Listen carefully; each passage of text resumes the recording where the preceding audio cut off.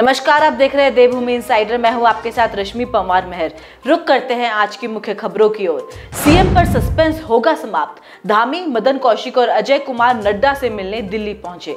BJP संसदीय दल की मीटिंग में पीएम मोदी बोले, मैं हूं नेताओं के बेटे बेटियों का टिकट काटने का जिम्मेदार। कल से शुरू होगा 12 से 14 साल के बच्चों का वैक्सीनेशन। उत्तराखंड को मिली 4 लाख से ज्यादा डोज। देहरादून में पुलिस ने अवैध वसूली करते फर्जी कांस्टेबल को दबोचा, केस दर्ज।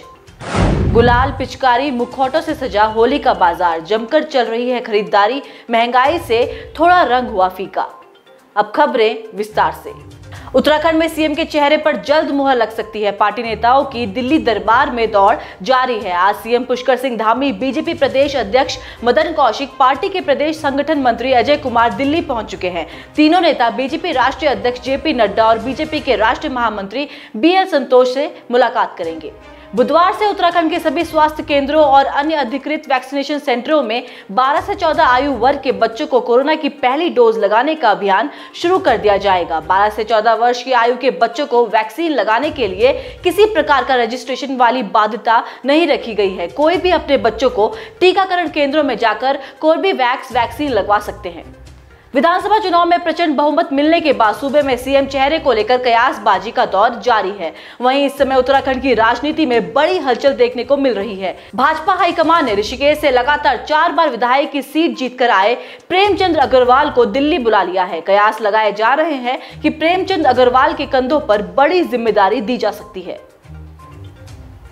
मुस्लिम यूनिवर्सिटी वाले विवाद पर सियासत तेज होने के बाद हरीश रावत ने फिर अपनी प्रतिक्रिया दी है। हरीश रावत ने कहा कि भाजपा का सोशल मीडिया विंग उसका संचालन करता है जिसमें एक जाली खबर, पता नहीं वह खबर कहीं से प्रकाशित है भी या नहीं, उसमें मेरे बयान का उल्लेख करके हेडिंग यह लगाया जाता है कि मुस्लिम यूनिवर्सिटी बनाई जाएगी और उसमें मुझे मुस्लिम बाना पहनाकर प्रचारित किया जाता है।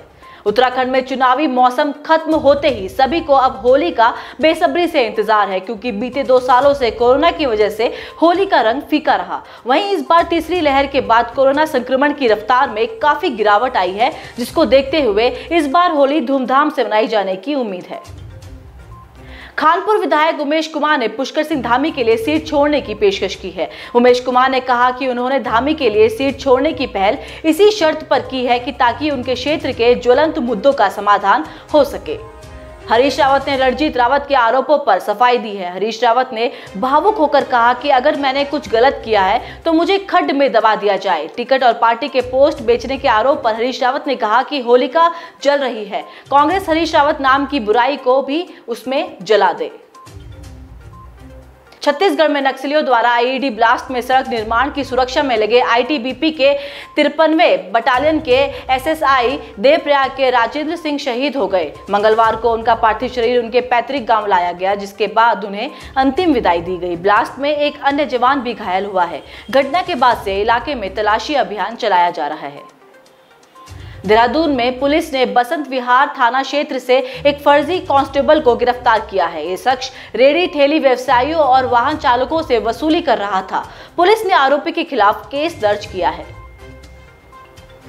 उत्तराखंड हाईकोर्ट ने कुंभ मेले के दौरान कोरोना टेस्टिंग में हुए फर्जीवाड़े के मामले में आरोपियों की तरफ से दायर जमानत याचिका पर सुनवाई की। इस मामले में कोर्ट ने अभी भी फर्जीवाड़े में लिप्त मैक्स कॉर्पोरेट सर्विसेज के सर्विस पार्टनर और आरोपी शरद पंत व मल्लिका पंत और नलवा लैब के आशीष वशिष्ठ को कोई राहत नहीं दी है। साथ ही इस मामले में न्यायमूर्ति आलोक कुमार वर्मा की एकल पीठ ने सरकार को 24 मार्च तक केस डायरी पेश करने को कहा है। ऐसे में अब इस मामले की सुनवाई 24 मार्च को नियत की गई है।